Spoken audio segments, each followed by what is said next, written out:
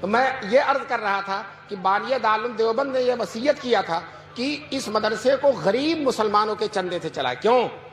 مسلمان غریب کبھی نہیں ختم ہوگا، کبھی نہیں ختم ہوگا. جب یہ نہیں ختم ہوگا تو جس مدرسے کو چلائے گا وہ بھی ختم نہیں ہوگا. مجھے ایک واقعہ سنا کر اپنی بات کو ختم کرنے کے قریب لے جانا ہے. پورا ہی نہیں ختم کر دینا ہے، ختم کرنے کے قریب لے جانا ہے.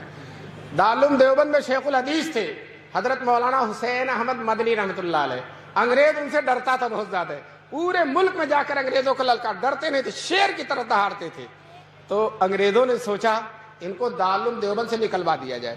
اگر یہ دارالعلوم دیوبند سے نکل جائیں گے تو ایک تو دارالعلوم دیوبند کا اسٹیج بہت بڑا اور دوسرے ان کی شخصیت بہت بڑی، دونوں مل کر بڑی طاقت ہو جاتی ہے اور ہمیں نقصان بہت ہوتا ہے. کم سے کم ان کو دارالعلوم سے نکلوا دیا جائے تاکہ ان کی آواز میں وہ زور نہ رہے. کم سے کم دارالعلوم کے شیخ الحدیث تو نہیں رہیں گے.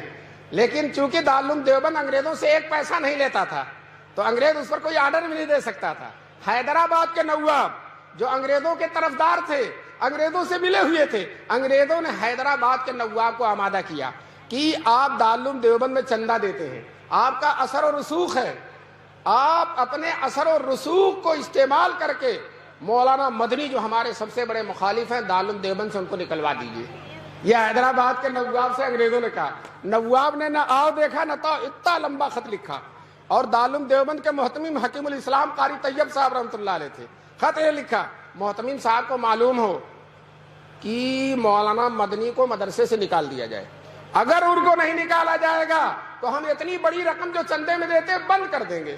حضرت قاری طیب صاحب کو ان بوڑھوں نے دیکھا ہوگا، حکیم الاسلام تھے، بڑی ہی لطافت کی باتیں ان کی زبان سے نکلتی تھیں.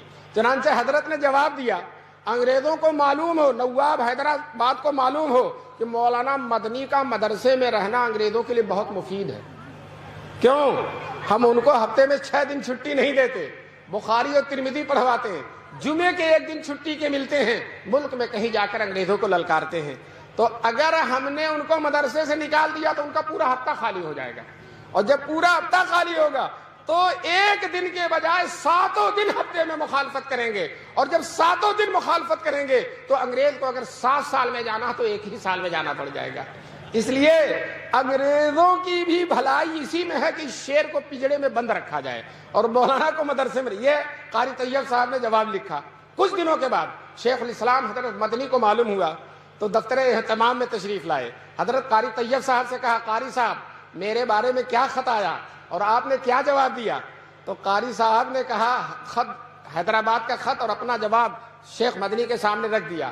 حضرت مدنی نے سنجیدگی سے، وقار و تمکنت سے مطالعہ کر کے کہا، محتمم صاحب دوسرا خط لکھیے اور یہ لکھیے کہ نواب صاحب آپ نے دھمکی دی ہے کہ آئندہ چندہ بند کر دیں گے. ہم آپ سے کہتے ہیں کہ اب تک سال سے جتنا چندہ دیا آپ نے، سارے چندے کی فہرست بھیج دیجئے، آپ کی ساری رقم واپس کر دی جائے گی. آئندہ دینا تو دور کی بات ہے، آپ کی ساری رقم واپس کر دی جائے گی. آپ سمجھتے ہیں مدرسہ آپ کے چندے سے چلتا؟ مدرسہ اللہ کی امانت ہے اور اللہ اس کو چلانے والے.